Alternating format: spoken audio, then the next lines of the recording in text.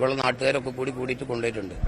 പിന്നീട് കാര്യങ്ങൾ പിന്നീട് ആദ്യ സമയത്ത് ഒരു ഇത്തിരി പ്രശ്നം തന്നെ ഉണ്ടായിരുന്നു. കാരണം വണ്ടികൾ ഒന്നിച്ച് വന്നതുകൊണ്ട് പിന്നെ ആ ഗേറ്റ് ബ്ലോക്ക് ആയിരുന്നു. അത് പിന്നെ ഞങ്ങൾ എല്ലാവരും കൂടി തള്ളി തുറന്നിട്ട് പിന്നെ അങ്ങനെ കെട്ടി.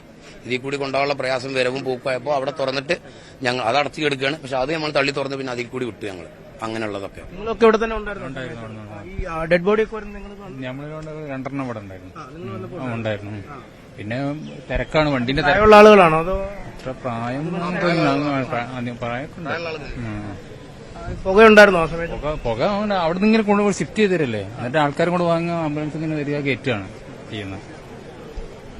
ഇതാണ് ഈ മരണം നടന്നതായാണ് ഇപ്പോൾ നാട്ടുകാരും സ്ഥിരീകരിക്കുന്നത്. നമുക്ക് ഉദ്യോഗസ്ഥരിലേക്ക് തന്നെ പോകാം.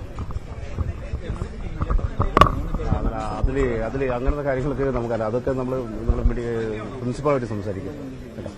ശരി, എല്ലാം നിയന്ത്രണം ഇത് ഇല്ല. നമ്മളെ പറഞ്ഞ പേഷ്യൻസിനെയൊക്കെ നമ്മൾ ഇവിടുന്ന് ബീച്ച് ആശുപത്രിയിലേക്ക് മാറ്റിയിട്ടുണ്ട്. കുറച്ച് പേഷ്യൻസ് സ്വമേധയാ നമ്മൾ സ്വകാര്യ ഹോസ്പിറ്റലിലേക്ക് പോയിട്ടുണ്ട്. അതിന് അവിടെയുള്ള പേഷ്യൻസിനെ നമ്മൾ ഓൾറെഡി നമ്മൾ മോണിറ്റർ ചെയ്തുകൊണ്ടിരിക്കുന്നുണ്ട്, എന്തെങ്കിലും ആവശ്യമുണ്ടോ എന്നുള്ള രീതിയിൽ.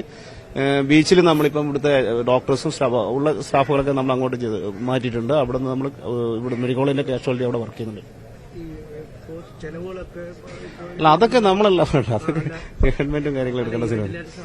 ആ വെന്റിലേറ്റർ സൗകര്യങ്ങളൊക്കെ നമ്മൾ ഇവിടുന്ന് വെന്റിലേറ്റർ ആവശ്യമുള്ള വെന്റിലേറ്റർ ഒക്കെ നമ്മൾ ഷിഫ്റ്റ് ചെയ്തിട്ടുണ്ട്. 34 രോഗികളെ പുറത്തേക്ക് മാറ്റിയിട്ടുണ്ട്. 34 രോഗികൾ ഈ ബ്ലോക്ക് നമ്മൾ മാറ്റി. ബാക്കിയുള്ള രോഗികളൊക്കെ ഈ ഹോസ്പിറ്റലിൽ തന്നെ ഉണ്ട്, മറ്റു വാർഡുകളിലേക്ക് മാറ്റി. ആകെ എത്ര രോഗികളാണ് മാറ്റിയിട്ടുള്ളത് ഈ ബ്ലോക്കിൽ നിന്ന്? അതൊക്കെ നിങ്ങൾ പ്രിൻസിപ്പളായിട്ട് സംസാരിക്കും. ഞാൻ ഡി പി എം എന്നുള്ള എനിക്ക് ഇവിടെ ചെയ്യുന്ന കാര്യങ്ങൾ മാത്രമേ എനിക്ക് അറിയാൻ പറ്റുള്ളൂ. മറ്റുള്ള ഇന്റർണൽ സാധനമൊക്കെ പ്രിൻസിപ്പളായിട്ട് സംസാരിക്കും. ഇതാണ് നേരത്തെ ടി സിദ്ദിഖ് MLA ഉന്നയിച്ച ആരോപണങ്ങൾ. അത് ശരിവെക്കുന്ന രീതിയിൽ തന്നെയാണ് നേരത്തെ ദൃക്സാക്ഷിയായ ആൾ നമ്മോട് പറഞ്ഞത്. അദ്ദേഹം തന്നെ 2 പേരെ മരിച്ചു പുറത്തേക്ക് ഇറങ്ങുന്നത് കണ്ടു എന്നാണ് അദ്ദേഹം വ്യക്തമാക്കിയത്. അതായത് മരണസംഖ്യ ഉണ്ട്, അല്ലെങ്കിൽ ഈ വയനാട്ട് സ്വദേശിനിയായ സ്ത്രീക്കൊപ്പം മറ്റ് 2 പേർ കൂടി മരിച്ചുവെന്ന്, നസീറക്കൊപ്പം മരിച്ചുവെന്ന് മനസ്സിലാക്കാൻ കഴിയുന്നു. പക്ഷേ അത് മാത്രമാണോ, അതിൽ കൂടുതൽ ആളുകൾ ഉണ്ടോ എന്നതിനെക്കുറിച്ച് നിങ്ങൾക്ക് ഇവിടെ ഉണ്ടായിരുന്നോ? ഇല്ല, ഞാൻ പിന്നെ വന്ന ഇല്ല ആരാകും.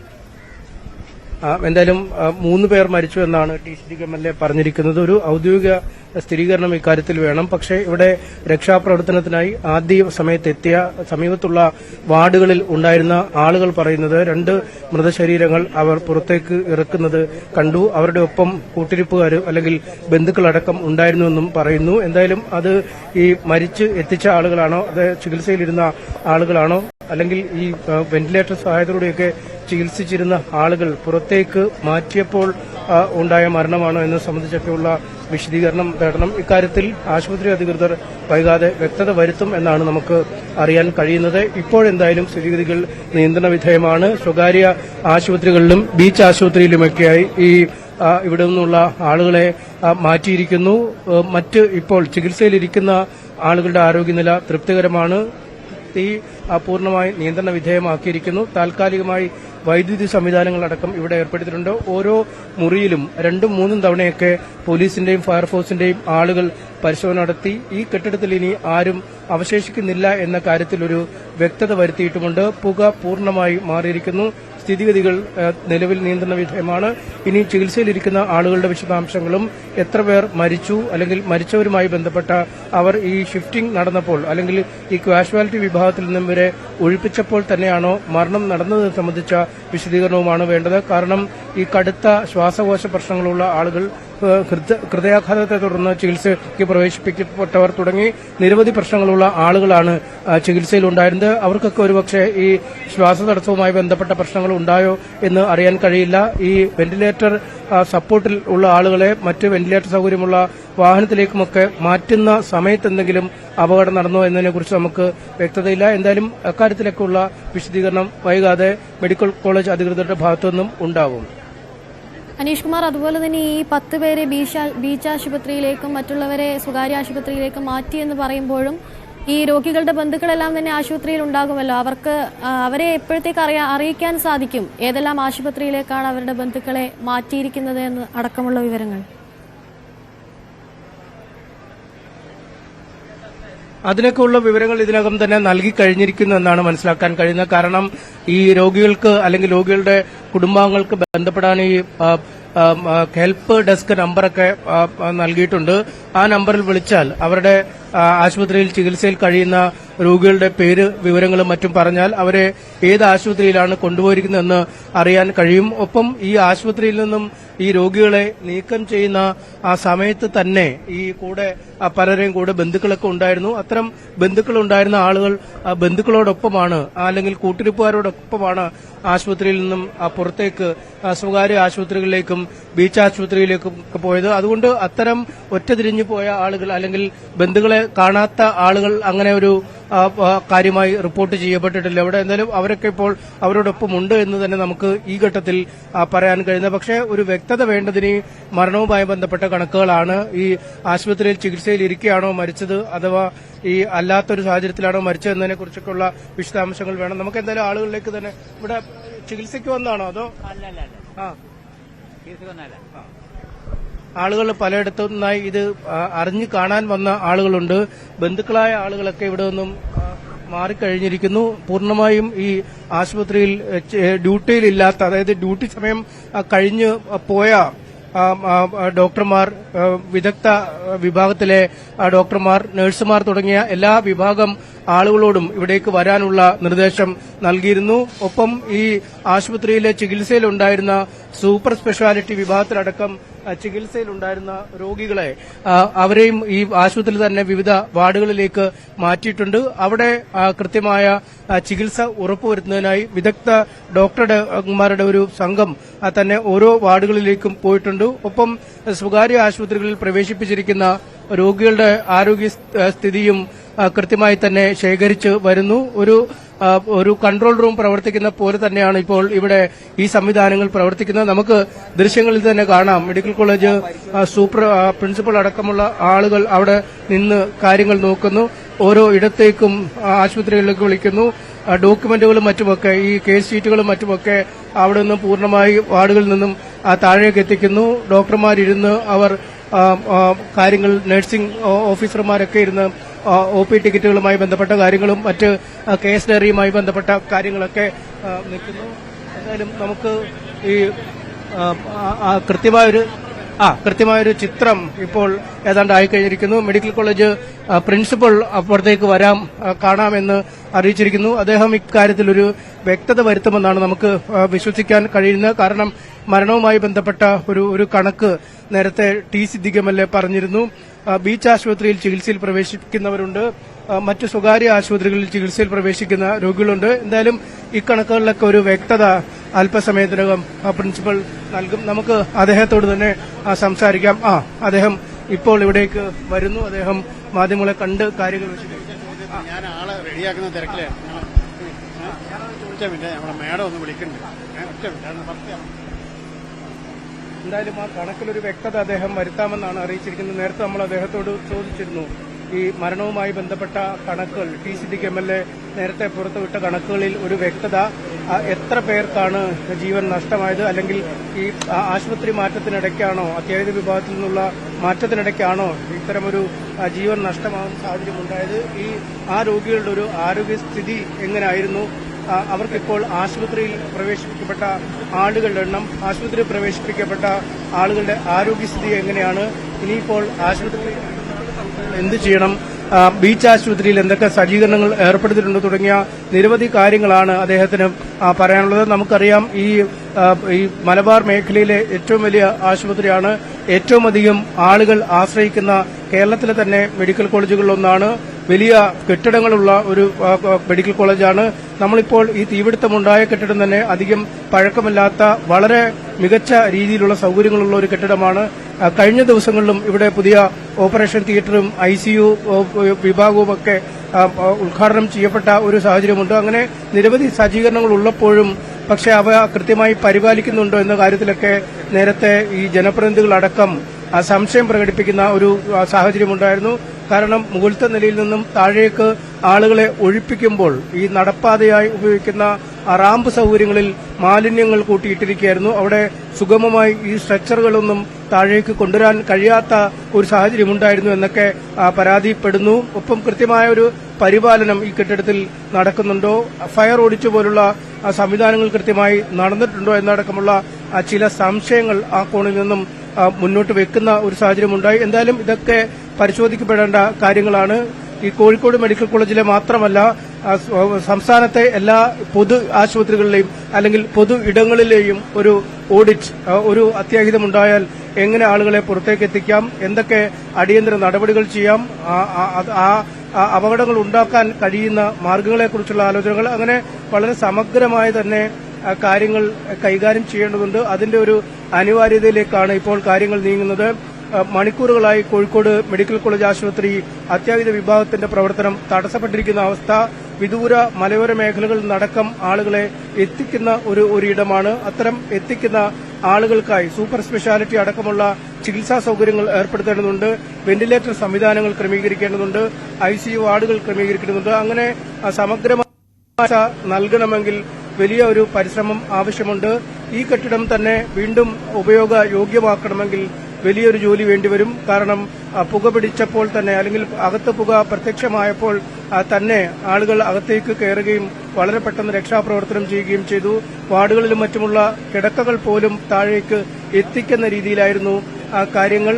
ഓക്സിജൻ സിലിണ്ടറുകളുമൊക്കെയായാണ് താഴേക്ക് പല രോഗികളുമായി എത്തിയത്. സ്ട്രെച്ചസുകൾ പലതും താഴേക്ക് എത്തിയിരിക്കുന്ന ഒരു സാഹചര്യം. അങ്ങനെ ഈ കെട്ടിടം ഏതാണ്ട് പൂർണ്ണമായി തന്നെ ഒഴിപ്പിക്കപ്പെട്ട രീതിയിലാണ്. വെള്ളം ഒക്കെ ഒഴിച്ച് തീയെടുത്തതിനുള്ള അല്ലെങ്കിൽ പുക ശമിപ്പിക്കുന്നതിനുള്ള നീക്കങ്ങളൊക്കെ ഉണ്ടായി. എന്തായാലും ഇക്കാര്യങ്ങളൊക്കെ നിയന്ത്രണ വിധേയമായി ഇപ്പോൾ മാറിയിരിക്കുന്നു. അല്പസമയത്തിനകം പ്രിൻസിപ്പൽ ഇന്ന് ഈ സംബന്ധിച്ച അപകടത്തെക്കുറിച്ചുള്ള വിശദാംശങ്ങൾ, എന്ത് നടപടികൾ സ്വീകരിച്ചു, ഇനി എന്തൊക്കെ നടപടികളാണ് സ്വീകരിക്കേണ്ടത്, നേരത്തെ ടി സിദ്ദിഖ് MLA പറഞ്ഞതുപോലെ എത്ര പേർ മരിച്ചു അല്ലെങ്കിൽ മരിച്ചിട്ടുണ്ടോ, ഈ മരിച്ചവർ ഈ ആശുപത്രിയിൽ നിന്നും ആളുകളെ നീക്കം ചെയ്തപ്പോഴാണ് തുടങ്ങിയ കാര്യങ്ങളെക്കുറിച്ചുള്ള വ്യക്തതകളൊക്കെ വരേണ്ടതുണ്ട്. അദ്ദേഹം അല്പസമയത്തിനകം മാധ്യമങ്ങളെ കാണുമെന്നാണ് അറിയിച്ചിരിക്കുന്നത്. അദ്ദേഹം മാധ്യമങ്ങളെ കാണാനായി വന്ന ശേഷമാണ് മറ്റൊരു അത്യാവശ്യ ഫോൺ കോൾ വരികയും അദ്ദേഹം ആ കോള് അറ്റൻഡ് ചെയ്യുകയും ചെയ്തത്. എന്തായാലും അദ്ദേഹം വരികയാണ്. അദ്ദേഹം മാധ്യമങ്ങളോട് സംസാരിക്കാൻ പോവുകയാണ്. ഞാൻ പറഞ്ഞു വന്നേ, ഞാൻ ആളെ എണ്ണം തരാം. ഞാൻ ഇത്രയും അതൊക്കെ എടുക്കുന്ന തിരക്കിലായിരുന്നു. പ്ലീസ്, എനിക്കെല്ലാം വെച്ചാൽ ഒന്നാമത് തലവേദന എടുക്കുന്നുണ്ട്. 5 പേഷ്യന്റാണ് ഡെത്ത്. അതിൽ ഒരെണ്ണം ഇവിടുന്ന് ഡെത്തല്ല, തൂങ്ങി മരണമായിട്ട് മരിച്ചിട്ട് ഇവിടെ കൊണ്ടുവന്നതാണ്. മോർച്ചറിയിലേക്ക് വെക്കാൻ വേണ്ടി വന്നതാണ്. നമ്മളിവിടെ മരണമായിട്ട് മരിച്ചു വന്നത്. അപ്പൊ ഇതിലില്ല. പിന്നെ ഒരു കേസ് ഉള്ളത് വിഷം കഴിച്ച് വന്ന, അതാ നിങ്ങൾ എന്നോട് ചോദിച്ചത് കേസ്. മേപ്പാടി ഇന്നലെ വന്നതാണ്. എക്കാലക്സ് കഴിച്ചിട്ടുള്ള ഒരു ലേഡി, ഭയങ്കര ബാഡായിരുന്നു, വെന്റിലേറ്ററിലാണ് ഉള്ളത്. അപ്പോൾ പുക വന്നപ്പോൾ നമ്മൾ സിക്കാണെങ്കിലും നമ്മൾ ആംബുലൻസിലാക്കിയിട്ട് ഇതാണ് ICUവിൽ എത്തിയിട്ട് അവിടെ നിന്നാണ് മരിച്ചത്. ബാഡായിരുന്നു അത്. ആ കേസാണെന്ന് ഞാൻ പറഞ്ഞത്, നേരത്തെ നിങ്ങൾ ചോദിച്ചത്. പിന്നെ ഉള്ളത്, ഞാൻ എല്ലാ കേസ് ഷീറ്റ് വെച്ച ഡാറ്റ എടുത്താണ്. സുരേന്ദ്രൻ എന്നുള്ള ഒരു പേഷ്യന്റെ പേര്, അത് ഭയങ്കര ഓൾറെഡി ബാക്കിയുള്ള 3 patient, 2 patient medical legal case, 1 brought dead. ബാക്കിയുള്ള 3 പേഷ്യന്റ് 2 ഇന്ന് വന്നതാണ്, ഉച്ചയ്ക്ക് ശേഷം വന്നേ. അത് 2 പേരും, ഒരാൾ ക്യാൻസർ പേഷ്യന്റാണ്, വയറ് ക്യാൻസർ, കൗണ്ട് ഭയങ്കര കുറഞ്ഞ് ഇൻഫെക്ഷനായിട്ട് വന്ന ന്യൂട്രോപെനിക് സെപ്സിസ് എന്ന് പറയും. വേറൊരു പേഷ്യന്റ് ലിവർ ഫെയിലിയർ ആയിട്ട് വന്ന പേഷ്യന്റാണ്, കിഡ്നി ഇഞ്ചുറി ഉണ്ട്. അത് ഇന്നലെ വന്നതാണ്, ആൽക്കോളിക് ലിവർ ഡിസീസ്. വേറെ ഇന്ന് വന്നത് വേറൊരു പേഷ്യന്റ് ന്യൂമോണിയ ആയിട്ട് വന്നതാണ്. അത് 7:40. അത് ഇതുമായിട്ട് ബന്ധമുള്ളതായി തോന്നുന്നില്ല. 7:40 പുക വരുന്നതിന്റെ മുന്നേ തന്നെ ICUന്ന് ഈ സൈഡ് റെഡ് ഏരിയയിലുണ്ടായ പേഷ്യന്റാണ്. അപ്പൊ ഇതുമായിട്ട് ബന്ധപ്പെട്ട മരണമായിട്ട് നമുക്ക് തോന്നുന്നില്ല. കാരണം മറ്റേ ഞാൻ പറഞ്ഞല്ലോ നിങ്ങളെടുത്ത 2 മെഡിക്കൽ ലീഗൽ കേസ്, 1 ബ്രോഡ് ഡെഡും, ഒരു പേഷ്യന്റ് ഓൾറെഡി സിക്കായിട്ട് ICUവിലുള്ളതാണ്. മരുന്ന് കഴിച്ചിട്ടില്ല, വിഷം കഴിച്ചിട്ട് വന്ന ആള്, വിഷം കഴിച്ച് വന്ന ലേഡി, വയനാട് സ്വദേശി, അതാണ് വിഷം കഴിച്ച് വന്നത്. അത് പ്ലീസ്, ഞാൻ ബാക്കിയുള്ള 3 പേഷ്യന്റും സിക്കായിട്ടാണ്. 2 പേഷ്യന്റ് ഇന്ന് ഉച്ചയ്ക്ക് ശേഷം വന്നതാണ്. ഒരെണ്ണം അത് ഈ തീയിന്റെ ആ സമയത്ത് തന്നെ ഡെത്തായതാണ്. അത് ഭയങ്കര ബാഡായിരുന്നു. വേറെയുള്ള ഒരു പേഷ്യന്റ് ആൽക്കഹോളിക് ലിവർ ഡിസീസും hepatic encephalopathy liver kidney injury ഒക്കെ ആയിട്ട് അതും 2:30 വന്നതാണ്. ഇത് ഭയങ്കര സിക്കായിരുന്നു. അതിന് റെഡ് ഏരിയയിൽ നിർത്തിയാണ്. ആ പേഷ്യന്റ് വരുമ്പോഴേ ഭയങ്കര ബാഡാണ്. അതാണ് ഡെത്തായത്. ഒരു പേഷ്യന്റാണ് ഇന്നലെ വന്നിട്ടുള്ള ഒരു പേഷ്യന്റ്. അതാണ് അതും സിക്കായിരുന്നു. ആ പേഷ്യന്റിന്റെ കാര്യമാണ് ഞാൻ പറഞ്ഞത്. ആ പേഷ്യന്റ് ഇന്നലെ എക്കാലക്സ് കഴിച്ചിട്ട്, ഞാൻ പേര് പറയില്ല, എക്കാലക്സ് കഴിച്ച് വന്ന പേഷ്യന്റാണ്. ഭയങ്കര സിക്കായിരുന്നു. ICUവിൽ വെന്റിലേറ്ററിലായിരുന്നു. ആ പേഷ്യന്റ് ഉടനെ തന്നെ പുക വന്നാൽ ഞങ്ങൾ ഷിഫ്റ്റ് ചെയ്തു മെഡിസിൻ ICUവിലേക്ക്. അപ്പോൾ അവിടെ എത്തി ICUവിൽ എത്തിയിട്ടാണ് ഭയങ്കര ബാഡാണ് ആ പേഷ്യന്റ്. ഇവിടെ 2 ദിവസമായി ഇന്നലെ മുതലേ ബാഡാ. അതാണ് എക്കാലക്സ് കഴിച്ച് വന്ന പേഷ്യന്റ്. ആ പേഷ്യന്റാണ്. ഒരെണ്ണം 5 ഒരാൾ ബ്രോഡഡ് 4 ഡെത്ത്. ഒന്ന് എക്കാലക്സ്, ബാക്കി 2 പേര്. ഒന്ന് ക്യാൻസറും അതിന്റെ കൂടെ കൗണ്ട് കുറഞ്ഞ് ന്യൂമോണിയ ഉള്ളത്, വേറെ ഒന്ന് ന്യൂമോണിയ ഉള്ളത്. 3ാമത്തെ കേസാണ് ലിവർ, അതേപോലെ കിഡ്നി 2 ഡാമേജ് ആയിട്ടുള്ള ആൽക്കോളിക് ലിവർ ഡിസീസ്. ബാക്കി നമ്മളെ എല്ലാവരെയും ഞങ്ങൾ ഇവിടെയുള്ള കുറച്ചുപേര് സ്വന്തം ഇഷ്ടപ്രകാരമാണ് പോയത് പ്രൈവറ്റില്, കുറച്ചുപേര് ബീച്ചിലുണ്ട്. അപ്പൊ ഞങ്ങളെ ഇവിടുത്തെ ടീം 2 ദിവസം ബീച്ചിൽ ഹെൽപ്പ് ചെയ്യാൻ വേണ്ടിയിട്ട് ഡ്യൂട്ടി ഇട്ട് കൊടുത്തിട്ടുണ്ട്. പിന്നെ അവിടെയുള്ള കാർഡിയോളജി ഡ്യൂട്ടി, എന്ത് പ്രോബ്ലം ഉണ്ട്, പ്രൈമറി ആൻജിയോപ്ലാസ്റ്റിക് വേണമെങ്കിൽ ഇവിടുത്തെ നമ്പർ കൊടുത്തിട്ട് നേരെ ഡയറക്റ്റ് കാർഡിയോളജിയിലേക്ക് എടുത്തോളൂ. പിന്നെ ബാക്കി എല്ലാ ട്രീറ്റ്മെന്റും റെഡിയാക്കി. ഓർത്തോ ഈ 2 പേരെ വെച്ച് അവിടെ എക്സ്ട്രാ ഡ്യൂട്ടിക്ക് മെഡിസിന് 4 or 5 പേരെ അവിടെ ഇട്ടിട്ടുണ്ട്. അപ്പൊ 2 ദിവസം ഇതൊന്ന് റെഡിയാവുന്നവരെ നമ്മൾ DM ആയിട്ട് സംസാരിച്ച് നമ്മുടെ ബഹുമാനപ്പെട്ട മിനിസ്റ്റർ വീണ ജോർജ് മിനിസ്റ്റർ പറഞ്ഞ അനുസരിച്ച് എല്ലാ അറേഞ്ച്മെന്റും നമ്മൾ ചെയ്തിട്ടുണ്ട്. മൊത്തത്തിൽ 5 പേരാണല്ലേ? ഒരെണ്ണം ബ്രോഡഡ് വരുമേ മരിച്ചതാണ്. ടോട്ടൽ 5 ഡെത്താണ്. ഇതുമായിട്ട് ബന്ധമുള്ളതല്ല ഒരു ഡെത്ത്. ബ്രോഡഡ് അല്ലേ? അപ്പോൾ 2 മെഡിക്കോ ലീഗൽ കേസ് നമ്മൾ ഓട്ടോപ്സി ചെയ്യണമല്ലോ. മറ്റേത് നമ്മളെ ബന്ധുക്കളോട് നാളെ സംസാരിച്ചിട്ട് എന്താ വേണ്ട അനുസരിച്ച് ചെയ്യാം. ഓക്കെ. ഓട്ടോപ്സി ഇതുവല്ല, മെഡിക്കോ ലീഗൽ കേസിൽ MLC അത് ഒരെണ്ണം ബ്രോഡഡ് വരുമ്പം തന്നെ മരണപ്പെട്ടിട്ട് ബോഡിയായിട്ട് വന്നത്. അതെന്തായാലും ഓട്ടോപ്സിയാണ്, ഹാങ്ങിങ് ആണ്. അത് മരിച്ച് ഇവിടെ കൊണ്ടുവന്നാണ് നമ്മൾ മോർച്ചറിൽ വെക്കാൻ ഇവിടുന്ന് എൻ്റർ ചെയ്ത് വിടാൻ വേണ്ടിയിട്ട്. 2ാമത്തത് വിഷം കഴിച്ച് വന്നതാണ്. അത് എന്തായാലും ഓട്ടോപ്സി ചെയ്യണ്ടേ. മറ്റേത് ബന്ധുക്കളായിട്ട് സംസാരിച്ചിട്ട് 3 കേസ് നാളെ രാവിലെ തീരുമാനമാക്കാം, ധൃതി വെക്കണ്ടെന്ന് വെച്ചു. 2 കേസ് മാത്രമാണ് ഓട്ടോപ്സി. ആ 2 കേസ് ഒരെണ്ണം ബ്രോഡഡ് ആണ്. അപ്പൊ ഞാൻ പറഞ്ഞതിൽ ക്ലാരിറ്റി ഉണ്ടല്ലോ, കൺഫ്യൂഷനൊന്നും ഇല്ലല്ലോ. എല്ലാവർക്കും ഉറപ്പാക്കിയിട്ടുണ്ട്. ആൾക്കാരുടെ രോഗികളെ, നമ്മളെ അസുഖമായിട്ട് വന്ന ആൾക്കാരെ നമ്മളെ സൂപ്പർ സ്പെഷ്യാലിറ്റി മെഡിക്കൽ ബ്ലോക്കിൽ കാർഡിയോ, ന്യൂറോ, നെഫ്രോ, ഗ്യാസ്ട്രോയിലേക്ക് പരമാവധി ആൾക്കാർ, അതുമായിട്ട് ബന്ധമുള്ള ആൾക്കാർ, ആ അസുഖമുള്ള ആൾക്കാർ അങ്ങോട്ട് മാറ്റി. ബാക്കി മെഡിസിൻ, സർജറി, അതേപോലെ പഴയ ന്യൂറോ സർജറി വാർഡ് അതിലേക്ക് മാറ്റിയിട്ടുണ്ട്. വെന്റിലേറ്റർ വേണ്ടൊക്കെ വെന്റിലേറ്റർ കണക്ട് ചെയ്തിട്ടുണ്ട്. നോക്കാൻ വേണ്ടിയിട്ട് എല്ലാവരും സ്പെസിഫിക് ആയിട്ട് തന്നെ എല്ലാ HODമാരും വന്നിരുന്നു. ബാക്കി ഓരോ ഡിപ്പാർട്ട്മെന്റിലെ എക്സ്ട്രാ ആയിട്ടുള്ള ഡോക്ടേഴ്സ്, കൂടുതൽ ഡോക്ടേഴ്സിന് കൂടി വരാൻ പറഞ്ഞ് അവരുടെ എല്ലാം നോക്കാൻ വേണ്ടിയിട്ട് പറഞ്ഞിട്ടുണ്ട്. ഓക്കെ. ബീച്ചിലേക്ക് നമ്മൾ ഒരു ടീം ഓഫ് ഡോക്ടേഴ്സിന് 2 ദിവസത്തേക്ക് ഡെപ്യൂട്ട് ചെയ്തിട്ടുണ്ട്. മീൻ വൈൽ പഴയ കാഷ്വാലിറ്റി ഒന്ന് റീഅറേഞ്ച് ചെയ്ത് റെഡിയാക്കിയിട്ട് ഒരു 2 ദിവസം കൊണ്ട് ഇങ്ങോട്ട് മാറ്റാൻ പറ്റുമോ എന്നുള്ളത്. പിന്നെ ഇതിന്റെ കൺസ്ട്രക്ഷൻ നമ്മൾ ബാക്കി ഫയർഫോഴ്സും ഇലക്ട്രിക്കൽ എഞ്ചിനീയറും ബാക്കിയെല്ലാം റിപ്പയർ കഴിഞ്ഞിട്ടാണ് ചെയ്യുന്നത്. ഓക്കെ.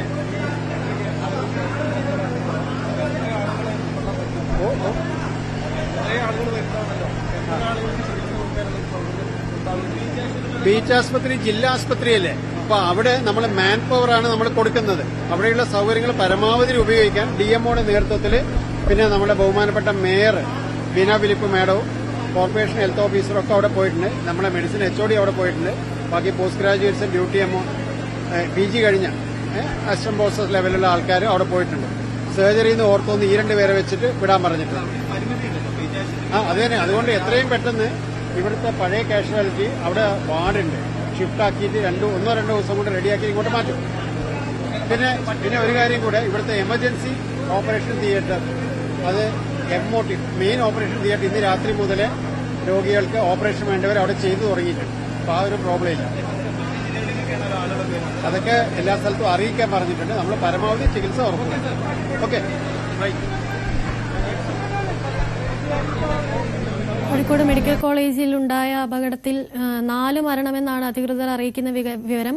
അനീഷ് കുമാർ തുടരുന്നുണ്ട്. അനീഷ്, ഈ മരണം സംഭവിച്ചത് പുകശ്വസിച്ച് എന്നാണെന്നുള്ള രീതിയിൽ, എന്ന തരത്തിൽ എന്തെങ്കിലും നിഗമനം അധികൃതർ അറിയിച്ചിട്ടുണ്ടോ?